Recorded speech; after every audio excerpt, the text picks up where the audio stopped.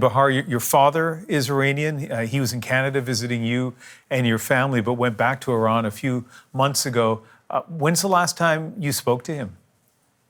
I had a conversation with my dad on Monday. That was the direct conversation that I could talk to him on social media. But the last time that I was indirectly talking to him was my brother called him on a phone, and then he was able to call me on another phone, put the phones on the speaker, and I had 2 seconds to tell him how much I love him and how much I miss him, and that he should take care of himself.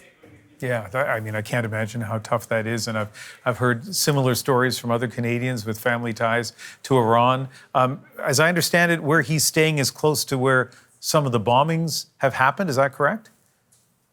Well, as far as I know, and obviously I'm just watching the news, it's bombing pretty much around all big cities. And yes, my dad is living in one of the big cities, and it has been a lot of bombing around the area that he lives. And what do you know about the state of his health? As far as I know, my dad is fine right now. He was able to give my mom a call last night for a minute or so, and he told my mom that he's doing well. He has hearing issues in general, and he also has knee problems, and that really makes me worried.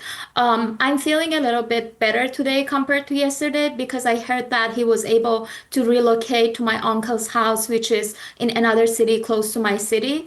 I know that he's now with someone, but it doesn't make it okay for me. I am still worried because he's in a war zone. And so, what if something happens around him and he can't hear that?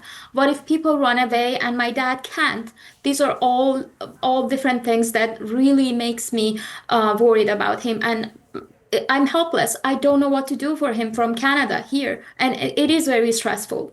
Yeah, so he is an Iranian and he is in Iran, so that probably limits some of the few options that people would have in that country now. Have you looked into the possibility of trying to get him out of Iran? Well, my dad has a valid Canadian visa. Oh, I think it makes it easier. He can just get a ticket and then come here. But the problem is that it's right now, from what I heard, there are no airplanes, and there are neighboring countries of Iran that they do have the option for Canadian citizens to get out of the country, but not for Iranian citizens who have a valid visa. So that's not an option for my dad. So right now, as far as I know, there is no option for my dad to get out of the country. when you first heard the news last night about the U.S. attack on Iran, the bombings, what was your reaction? Well, and just to be very honest with you here, for us Iranians and for my generation, we had a nightmare that US is gonna strike Iran one day. We had that nightmare for the past 40 years. And imagine the 40 years nightmare comes true. It's not easy.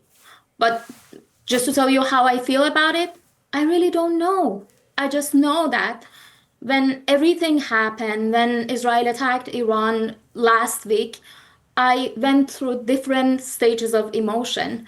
The first stage, which I'm sure I am in that one now, that US struck Iran, it was, I'm shocked.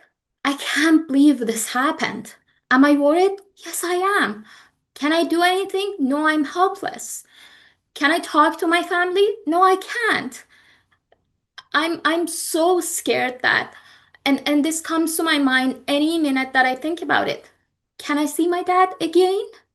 Can I hug him again? I don't know when is the next time that I can see my dad.